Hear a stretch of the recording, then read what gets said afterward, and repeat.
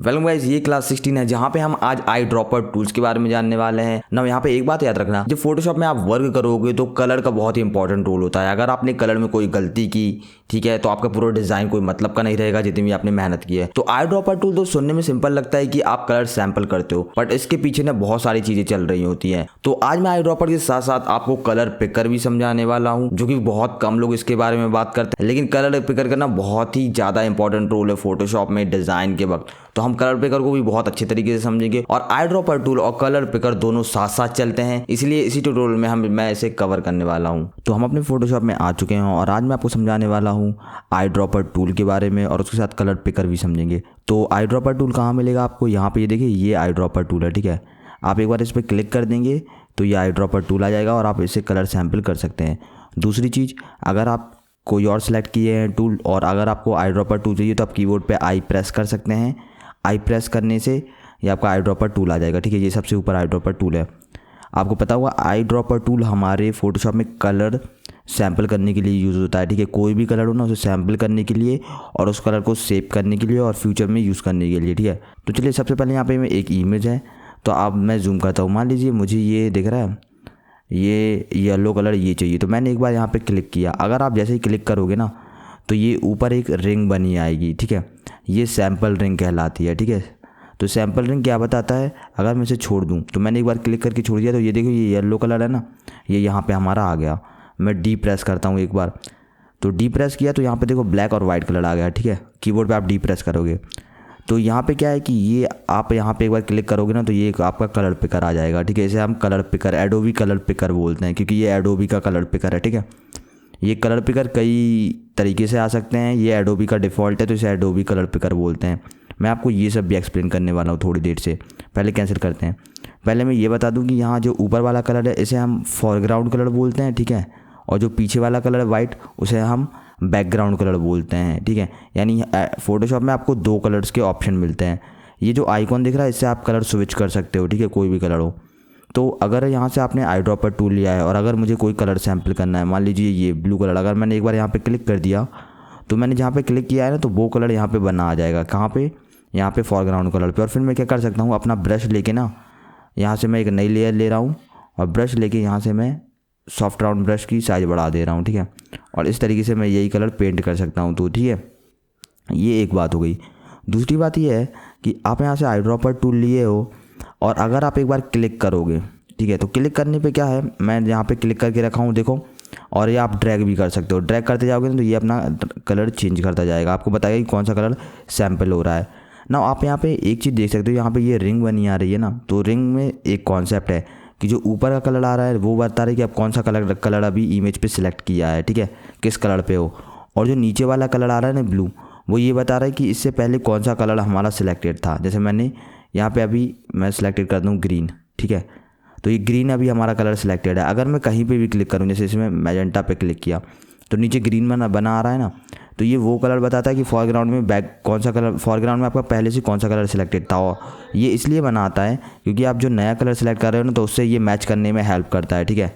जब मैं कलर की थ्योरी पढ़ाऊंगा ना, कलर थ्योरी आपको, तब मैं कॉम्प्लीमेंट्स कलर का कॉन्सेप्ट बताऊंगा, तब ये बहुत ही यूज़फुल होगा। लेकिन आप रिंग समझ चुके होगे कि रिंग में जो ऊपर कलर आ रहा है वो जो आप सेलेक्ट कर रहे हो वो आ रहा है और नीचे वो आ रहा है जो हमारा पहले का कलर था, ठीक है। तो मैंने ग्रीन सेलेक्ट किया हुआ था, वो बता रहा है। तो ये देखो, ग्रीन से आप मैच करके देख सकते हो अपना कलर। ये एक चीज़ हो गई। अब मैं यहाँ पे टैप कर रहा हूँ, जैसे मैंने यहाँ पे टैप किया तो यहाँ पे मैजेंटा कलर आ चुका है, ठीक है। ये तो एक चीज़ समझ चुके हो आप। अब मैं इसी मैजेंटा कलर से अपना शेप भी क्रिएट कर सकता हूँ। जैसे मैंने यहाँ पे रेक्टेंगल क्रिएट कर दिया, ठीक है।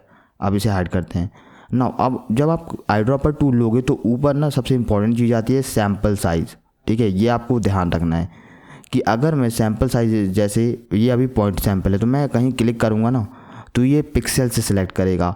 और अगर यहाँ पे सैम्पल साइज़ में आप देख सकते हैं 3x3 से लेके 101 तक का एवरेज। अगर मैं 101 पे क्लिक करूँ ना और यहाँ पे पास पे क्लिक करूँ तो देखो ये ब्लू कलर नहीं सैम्पल कर रहा। यहाँ पे देखो, इस तरफ जाने पे थोड़ा यहाँ पे देखो, मैं बताऊँ, कुछ अजीब ही कलर सैम्पल कर रहा है। ये देखो, ये ब्लू कलर नहीं सैम्पल कर रहा। अगर मैं इसे पॉइंट सैम्पल करूँ तो देखो एकदम से ब्लू कलर आएगा ना यहाँ पे, लेकिन 101 करूँ तो ब्लू कलर नहीं आ रहा है। इसका कॉन्सेप्ट क्या है कि जब आप पॉइंट सैम्पल सेलेक्ट करते हो तो पॉइंट से ना ये पिक्सल से कलर सेलेक्ट करता है। जैसे मैंने यहाँ पे जूम कर लिया, ठीक है। जूम करने के बाद आप देख सकते हो पिक्सल से बने आ गए, ठीक है।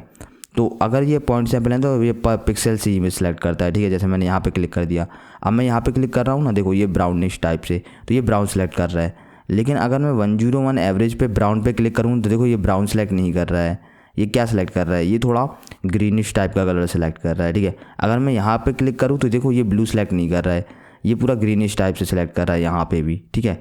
ये हर जगह सेम है क्योंकि ये 101 का है ना, एवरेज ले रहा है। लेकिन अगर मैं पॉइंट पे क्लिक करूँ और फिर ये करूँ तो ये पर्टिकुलर पिक्सल से सिलेक्ट कर रहा है। आ रहा है समझ में? तो इसे समझाने के लिए मैं एक चीज़ बता दूँ कि जब आप पॉइंट सैंपल लेते हो ना, तो ये करता क्या है कि पर कोई जो पिक्सल जहाँ पे आप क्लिक करोगे, जैसे मैं यहाँ बाहर भी चला गया ना और फिर भी मैं क्लिक कर रहा हूँ ना, तो ये छोटे छोटे पिक्सल को लेके ना उसका कलर सैंपल कर रहा है, ठीक है। लेकिन जब आप यहाँ पे 3x3 का एवरेज करते हो तो ये क्या करता है, 3x3 का जो दिख रहा है आपको एक बॉक्स, ये है 3x3 का बॉक्स, ठीक है। तो इसका एक एवरेज कलर बना के आपको दे देगा मिक्स करके, ठीक है, कि क्या एवरेज आ रहा है। तो और ऐसे ही अगर आप 5x5 करोगे तो 5x5 का भी यही सीन है, और ऐसे ही 51x51 एवरेज का भी यही सीन है, ठीक है। कि ये 51 पिक्सल का एवरेज कर लेगा, ठीक है, एक रेक्टेंगल टाइप से जिसमें 51 पिक्सल रहेंगे, ठीक है, दोनों तरफ से, और उसका एवरेज कलर से आपको सैंपल करके देगा। ऐसे 101 का है, ठीक है। जैसे मैं 101 मैंने कर लिया ना, तो अगर मैं यहाँ पे क्लिक करूँ ना और यहाँ पे भी जाऊँ थोड़ा, देखो तो कलर ज़्यादा चेंज नहीं हो रहा क्योंकि इतने एरिया में 101 पिक्सल है ना, उसका एवरेज बना के दे रहा है ये। तो आई होप आपको ये समझ में आ गया होगा ना। अब मैंने ये तो समझा दिया, लेकिन अब बात ये आती है कि हम क्या इनमें से सेलेक्ट करके रखें अपनी इमेज के लिए। तो ये इमेज साइज़ पे डिपेंड करता है, ठीक है। फॉर एग्जांपल अगर यहाँ पे आप देख सकते हो मेरी लगभग 4000 बाय 6000 की इमेज है, तो मैं एक एवरेज समझ के चल सकता हूँ कि मैं यहाँ पे 11x11 ले सकता हूँ, ठीक है। ये सही रहेगा 11x11। और अगर आपकी इमेज बहुत छोटी है तो आप 5x5 ले सकते हो, 3x3 ले सकते हो। और अगर बहुत ही बड़ी इमेज है तो फिर आप 31x31 ले सकते हो, ये भी काफ़ी है, ठीक है। और या फिर 101। तो ये इमेज की साइज़ पे डिपेंड करता है। डिफ़ॉल्ट आप पॉइंट सैंपल ना रखें क्योंकि ये थोड़ा तुरंत एवरेज में कलर चेंज करता है। आप हमेशा 11x11 या 5x5 पे रहे, ठीक है।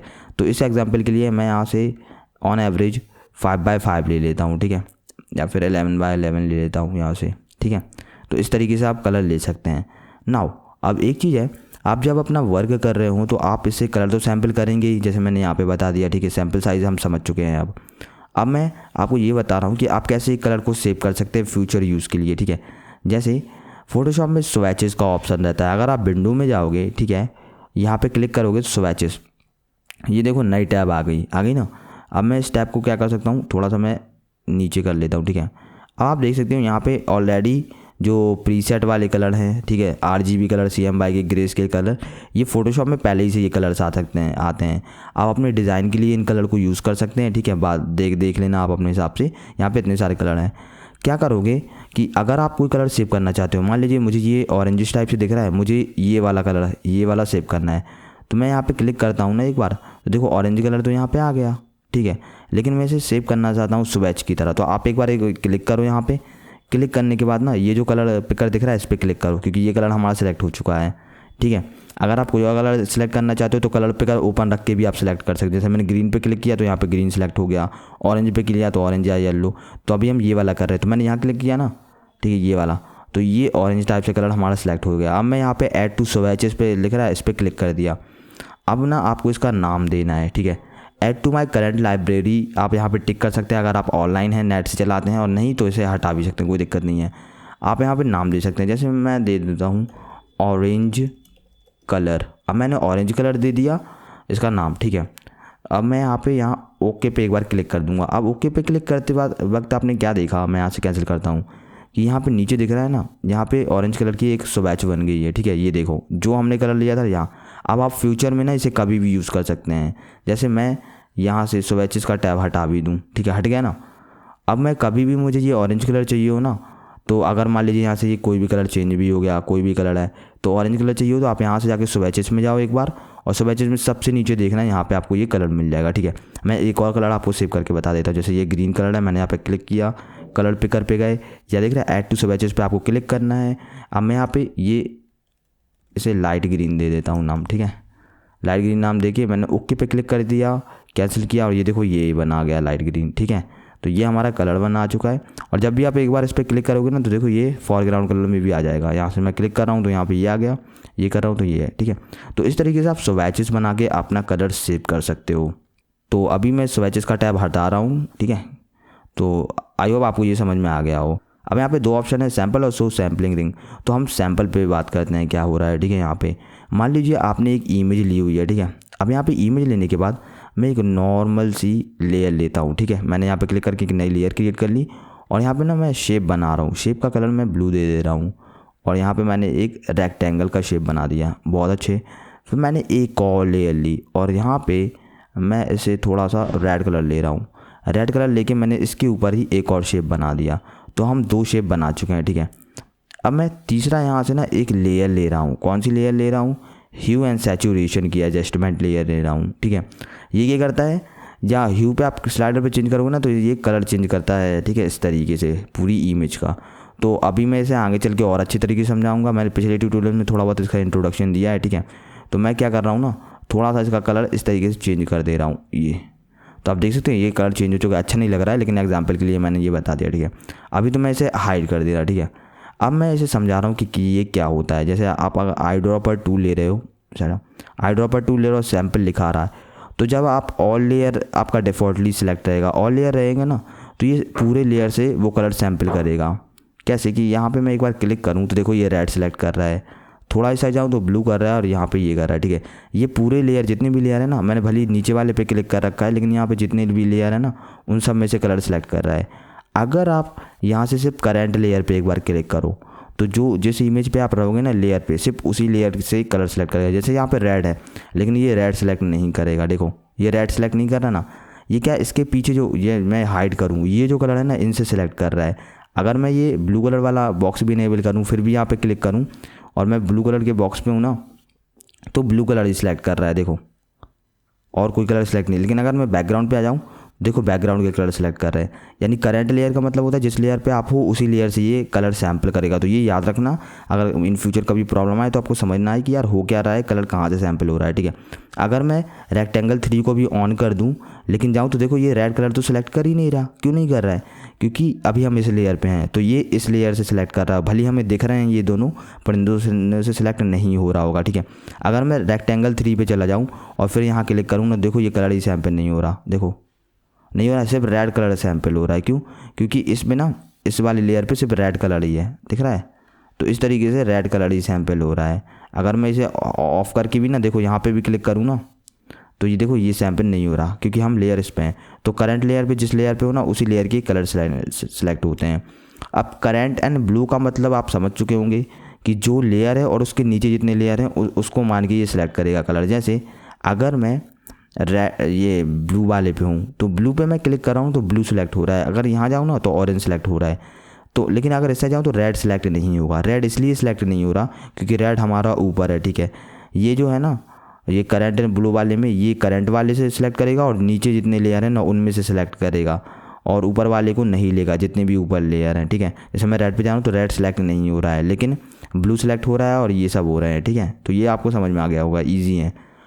ऑल लेयर्स नो एडजस्टमेंट, ठीक है। इसका मतलब क्या है कि मान लीजिए अभी मैंने आपको एक बात बताया था कि ये एडजस्टमेंट लेयर्स कहलाते हैं। यहाँ पे ये जितने लेयर्स हैं ना ये एडजस्टमेंट, इनसे कुछ ना कुछ वैल्यूज़ चेंज होती है। आप ब्लैक एंड वाइट करते हैं, कलर चेंज करते हैं और कलर से ही प्ले करते हैं।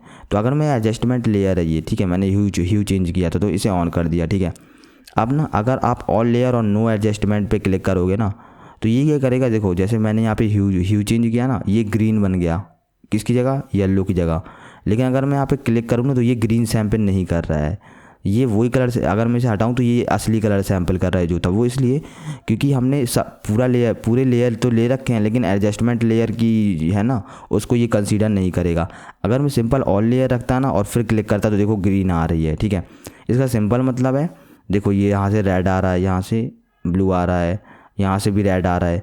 लेकिन अगर मैंने यहाँ पे नो एडजस्टमेंट पे क्लिक कर दिया और फिर क्लिक किया तो देखो मैजेंटा आ रहा है, रेड नहीं आ रहा है। यहाँ से देखो ऑरेंज आ रहा है, ग्रीन नहीं आ रहा है। क्यों? क्योंकि ये एडजस्टमेंट लेयर ना इसको हटा देता है, इसका इफेक्ट मानता ही नहीं है। जब आप ये वाले क्लिक करो और जो नॉर्मल ऑल लेयर रहते हैं ना उन पे ही वर्क करता है, एडजस्टमेंट लेयर को हटा देता है पूरे तरीके से। तो आइए आपको ये समझ में आ गया हो। करंट एंड ब्लू का भी सेम है कि ये एडजस्टमेंट लेयर को हटा देगा, ठीक है।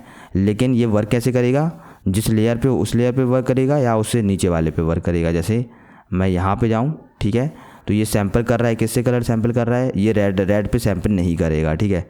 ये सैम्पल करेगा किस पे, ब्लू वाले लेयर पे, और उससे नीचे वाले लेयर के कलर सैम्पल करेगा, ठीक है। और एडजस्टमेंट लेयर वर्क नहीं करेगी इस पर, आपको आई होप आप समझ गए। अगर मैं ये लूँ ना तो एडजस्टमेंट लेयर के साथ ये सिलेक्ट करेगा, ठीक है।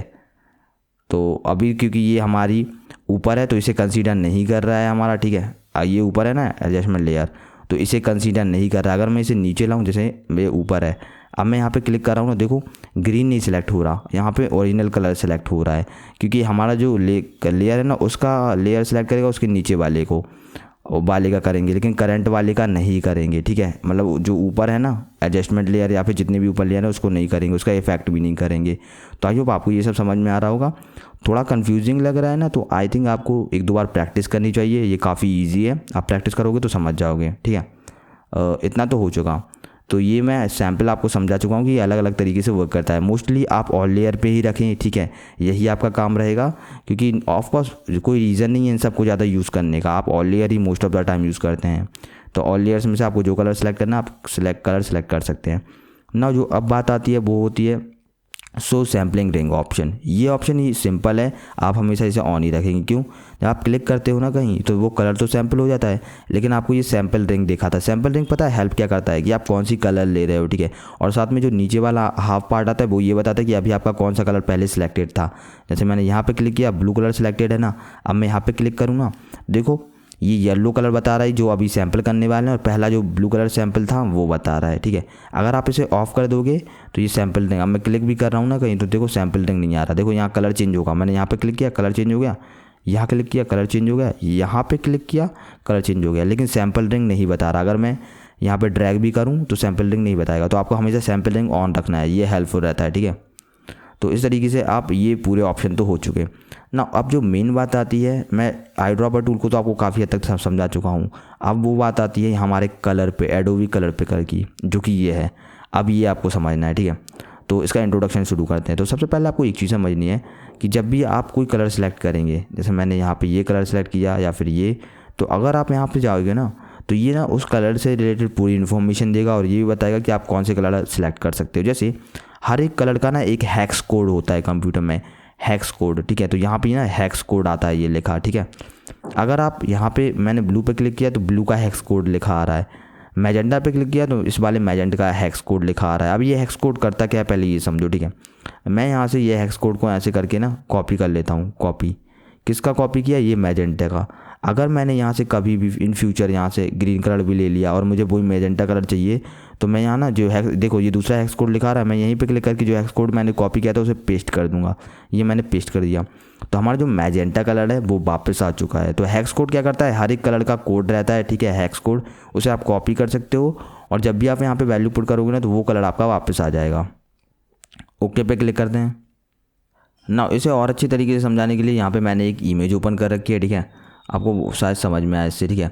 तो अगर मैं यहाँ पे क्लिक करके इसे ओपन करूँ, ठीक है, तो सबसे जो पहला पोर्शन है, ठीक है, ये दिख रहा है, ये रिंग बनाता है। यहाँ कहीं भी क्लिक करो ना तो ये रिंग बना रहा है, ये रिंग दिख रहा है, इसे हम पिक्ड कलर बोलते हैं। जो कलर आपने लिया हुआ है ना, ठीक है, वो शो करता है ये, ठीक है। अभी जैसे मैंने यहाँ लिया तो ये रिंग शो करेगा। जो दूसरी चीज़ आती है वो यहाँ पे ये जो दो दिख रहे हैं ना, न्यू और करंट, ये क्या करता है, ऊपर जो आप नया कलर ले रहे हो वो बताता है और नीचे बताता है जो अभी कलर आपका पहले से था। जैसे मैं कैंसिल करूँ, यहाँ पे ये दिख रहा है, यहाँ से अगर मैंने येलो कलर लिया तो देखो येलो बना रहा है। अगर मैं यहाँ पे क्लिक करूँ और मैं यहाँ से नया कलर लूँ, ठीक है, तो आपको क्या दिख रहा है, दिख रहा है कि ये येलो तो सेम ही रह रहा है लेकिन ऊपर का कलर चेंज हो गया है। तो ऊपर का कलर ये बताएगा कि कौन सा कलर हम ले रहे हैं और नीचे बताएगा कि कौन सा कलर हमारा पहले से था, ठीक है। जैसे येलो था ना पहले से तो वो बता रहा है, और अगर मैं यहाँ से रेड करूँ तो ये बता रहा है कि नया कलर हम ये वाला लेने वाले हैं। तो ये दूसरी चीज़। जो तीसरी चीज़ हो गई, ये एडजस्टेड कलर बोलते हैं इसे, जैसे यहाँ लिखा ओरिजिनल कलर एडजस्टेड कलर, तो ये आप तो समझ चुके। अब जो चौथी चीज़ आ गई यहाँ पे डी, ये जो ऑप्शन दिख रहा है यहाँ पे अलर्ट का, ये out of gamete alert icon है, ठीक है। ये क्या होता है out of gamete alert icon, इसका मतलब रहता है कि आप जो कलर प्रोफाइल यूज़ कर रहे हो ना अपनी इमेज के लिए, उस प्रोफाइल के अंदर रेंज में ये कलर है ही नहीं। अब कलर प्रोफाइल क्या होती है, अगर आपको कई लोगों को पता हो कई लोगों को नहीं पता हो तो मैं आगे आने वाली ट्यूटोरियल में बताऊंगा कि कैसे अलग अलग कलर प्रोफाइल पे हम इमेज पे वर्क करते हैं। और ये काफ़ी सिंपल है, आप घबराओ मत। हर एक कलर प्रोफाइल की ना एक रेंज होती है कि कितने कलर वो रख सकता है, ठीक है। ये मैं ये भी बताऊँगा क्यों रख सकता है, क्यों नहीं रख सकता है, ठीक है। अभी के लिए आप ये समझो कि अगर आप जिस प्रोफाइल पे वर्क कर रहे हो और उसमें अगर ये कलर है, ठीक है, आप जो कलर पिक कर रहे हो तो ये आइकॉन बना नहीं आएगा। लेकिन अगर नहीं है तो इस तरीके से आइकॉन बनाएगा और ये बताएगा कि गैमेट के बाहर आपका कलर है, ठीक है। जैसे मैं यहाँ जा रहा हूँ, देखो मैं यहाँ पे चला गया ना तो ये आइकॉन ऊपर से चला गया, ठीक है।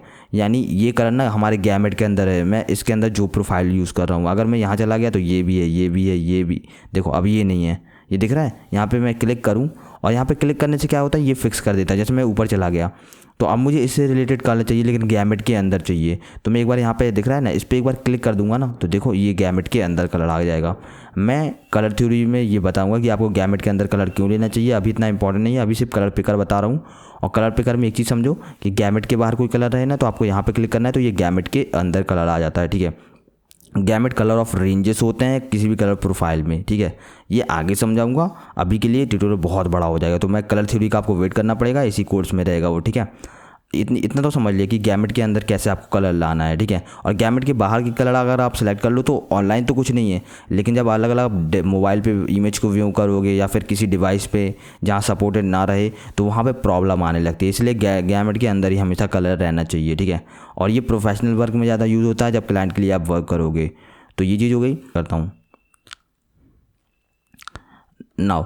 अब जो यहाँ पे ई है ना, ये क्या है, ई ये वेबशिप का बताता है। जैसे मैं यहाँ से बताऊँ, वेबशिप डिस्प्ले करता है। वेबशिप का मतलब क्या होता है, जैसे मैं यहाँ पे मैंने क्लिक किया तो ये बना रहा है ना, ये आइकॉन क्या बना रहा है, ये वेबशिप की चीज़ बताता है। यानी वेबशिप का मतलब होता है कि आप जब ऑनलाइन ब्राउज़र चलाते हो और गूगल या फिर आप फेसबुक या फिर यूट्यूब चलाते हो तो होता क्या है कि वहाँ पे ना कुछ कलर्स आते हैं, तो कलर्स ना लिमिटेड रहते हैं। जैसे 216 कलर लिमिटेड रहते हैं, ऑनलाइन तो 256 कलर होते हैं 8 GB में, लेकिन उसमें 216 कलर होते हैं। क्यों? क्योंकि कई ऐसे डिवाइस रहते हैं जो पूरे कलर सपोर्ट नहीं करते और कई ऐसे डिवाइस रहते हैं जो बहुत ही कम कलर सपोर्ट करते हैं, ठीक है। तो इस वजह से पुराने ज़माने में ना कलर लिमिटेड होते थे, इसीलिए जब वेबसाइट पे आप अगर अपनी एक इमेज डाल रहे हो तो आपको वेबशिप के अंदर रहना पड़ता है। क्यों? अगर आपने ये वाला रेड लिया और कोई बंदा, आपने अपना ये वाला रेड लिया और आपने एक इमेज पोस्ट कर दी, लेकिन कोई बंदा दूसरा डिवाइस चला रहा है, उसके अंदर ये वाला वो पुराना डिवाइस चला रहा है और ये वाला कलर सपोर्टेड नहीं है, तो उसे ये रेड कलर ना कोई और रेड कलर दिखाई देगा, ठीक है।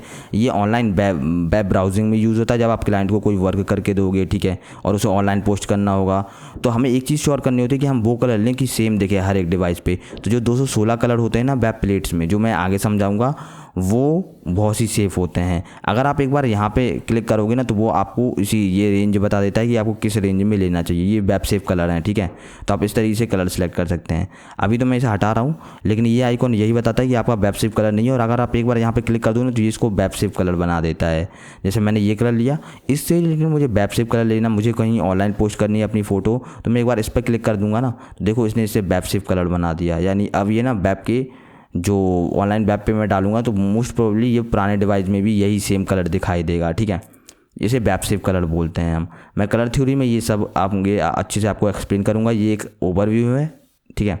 तो ये तो हम समझ चुके हैं। अब अगर आप जाओगे तो यहाँ पे F लिखा आ रहा है, ये ओनली वेब कलर्स। तो ये वही चीज़ है कि अगर आप यहाँ से मैं कोई कलर सेलेक्ट कर रहा हूँ और मुझे वेबसाइट के लिए डिज़ाइन बनाना है तो मैं चाहता हूँ मैं यहाँ पे क्लिक करके भी वो कलर वेबशिप बना सकता हूँ। यहाँ पे मैं डायरेक्टली यहाँ पे ओनली वेब कलर्स पे क्लिक करूँगा ना तो ये सिर्फ मुझे वही कलर्स दिखाएगा ना किसी भी रेंज में, जो क्या है वेबसाइट पे अभी यूज़ होती है, ठीक है, वेबशिप कलर्स। देखो ये मैं स्लाइडर को ऊपर नीचे कर रहा हूँ कैसे चेंज हो रहा है।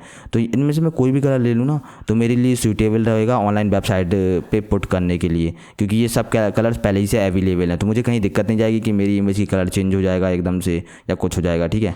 तो आप यहाँ पे क्लिक करके ले सकते हैं। ये कभी आपको यूज़ करना है जब आप ऑनलाइन वेबसाइट का कोई वर्क कर रहे हो, किसी क्लाइंट को वर्क करके दे रहे हो, तो इनसे ही आपको कलर सेलेक्ट करना है, इन सब से ही, ठीक है। और आगे से और अच्छे तरीके से मैं कलर थ्योरी में पूरी चीज़ एक्सप्लेन करूँगा, लेकिन आई होप अभी भी बहुत सारी चीज़ें आपको क्लियर हो रही होंगी, ठीक है। तो ये हो गया। अब हम आगे चलते हैं। ऑफ कोर्स इस जो पूरे एरिया को ना इसे कलर फील्ड बोलते हैं। आप देख सकते हैं यहाँ पे लिखा रहा है ये पूरा एरिया ना कलर फील्ड बोला जाता है। तो अब ये आप समझ चुके होंगे। और ये जो बाजू का है इसे कलर स्लाइडर बोला जाता है। ये स्लाइड देख रहे हो, ये मैं स्लाइड कर रहा हूँ। तो ये दोनों चीज़ तो आप समझ चुके होंगे। और आई यानी ये जो नंबर दिख रहे हैं ना, इसे नॉर्मली कलर वैल्यूज़ बोली जाती हैं, ठीक है। तो अब मैं थोड़ा आपको कलर वैल्यूज़ के बारे में बताने वाला हूँ। तो यहाँ से मैं कैंसिल करता हूँ क्योंकि इसका काम हो चुका है। मैं इसे डिस्क्रिप्शन में भी दे दूँगा इसकी लिंक, ठीक है। तो वहाँ से भी आप इसे डाउनलोड कर सकते हैं और देख सकते हैं। अब हम वापस यहाँ पर आते हैं। अब हमने क्योंकि हर एक चीज़ की बात कर ली कलर पिकर पे, अब मैं आपको एक चीज़ बताने वाला हूँ कि कलर पिकर में ना 4 मॉडल्स होते हैं जिससे आप कलर सेलेक्ट कर सकते हैं। पहला HSB ये लिखा आ रहा है ना, दूसरा होगा RGB और तीसरा लैब होगा LAV लैब और चौथा होता है CMYK। ठीक है, ये चार अलग अलग तरीके हैं जिससे आप कलर सेलेक्ट कर सकते हो। ठीक है, और इनके ना कॉम्बिनेशन से बनता है। जैसे RGB के कॉम्बिनेशन से एक कलर बनेगा, HSB के कॉम्बिनेशन से LAV के और CMYK। ठीक है, अब मैं आपको एक चीज़ दिखा रहा हूँ। अगर मैं यहाँ पे क्लिक कर रहा हूँ ना तो देखो हर एक वैल्यू बदल रही है। तो RGB की जो वैल्यू है ना वो बदल रही है, देखो ये HSB की वैल्यू बदल रही है, लैब और CMYK की भी वैल्यू बदल रही है। तो आपको सबसे इम्पोर्टेंट RGB होता है, तो यहाँ से आप RGB वैल्यू देख सकते हैं किसी भी चीज़ की। ठीक है, CMYK प्रिंट के लिए यूज़ होता है और CMYK अभी हम यूज़ नहीं कर रहे, इसमें बाद में समझाऊंगा।